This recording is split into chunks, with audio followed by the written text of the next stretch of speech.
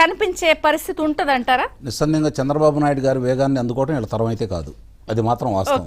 దాని గురించి అసలు రెండో ఆలోచనే లేదు.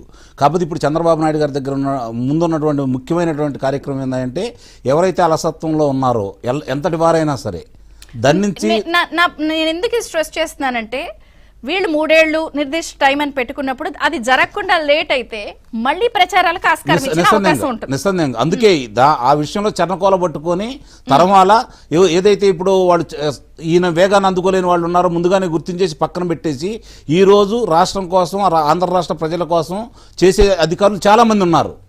ఈ రోజు చంద్రబాబు నాయుడు గారికి పేరు రాకూడదు, ఆంధ్ర రాష్ట్రం ఇలా కాకూడదు, ఇంకా కొంత వాసనలు ఉన్న అధికారులు ఉన్నారు.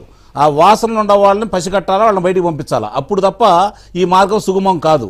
ఈరోజు ఇంకోటి కూడా చేయాలండి. వీళ్ళు రాజధాని ప్రాంతంలో, అంటే అప్పారావు గారికి కూడా చెబుతున్నాను, రామకృష్ణ గారు, రాజధాని ప్రాంతంలో మనకు సంబంధించినంత వరకు ప్రతి గ్రామంలో 5 మహిళలని 5 రైతుల్ని ఎన్నుకొని వాళ్ళను కూడా, అంటే 29 గ్రామాల నుంచి ఒక 300 మందిని వాళ్ళను కూడా పర్యవేక్షణ చేసే విధంగా వాళ్ళను కూడా ఒక టీంను ఏర్పాటు చేసుకొని భాగస్వాములు చేయాలి.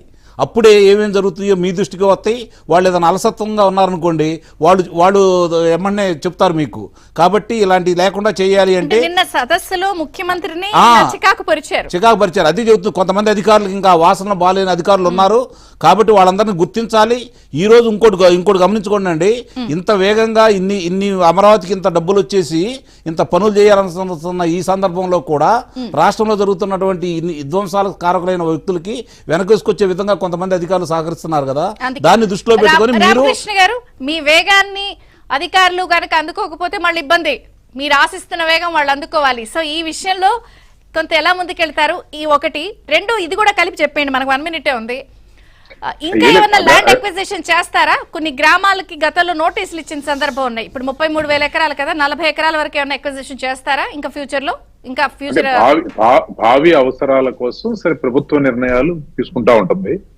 ఇప్పుడు ఒకటే మేడం, యథా రాజా తదా ప్రజ అనేది అన్నారు. ఇప్పుడు నాయకుడిని బట్టే ఉంటుంది. కాబట్టి నాయకుడిగా చంద్రబాబు నాయుడు గారు వేగవంతంగా పనిచేస్తారు కాబట్టి వేగవంతంగా పనిచేసేటువంటి అధికారులే మనగలుగుతారు. ఇక ఉండాల్సిందే, తప్పదు. ఇప్పుడు మేము ఎందా చెప్పాను, ఇప్పుడు మేము రోజు పరిగెడతానే ఉంటాం ఆయనతో. నాకు 30 సంవత్సరాల పైన సుమారుగా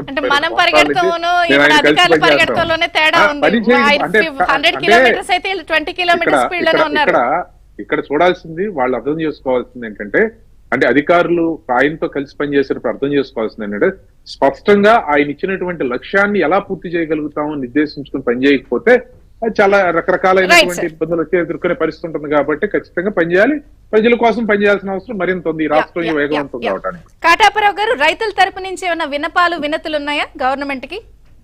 ఉన్నాయండి. మీ ద్వారా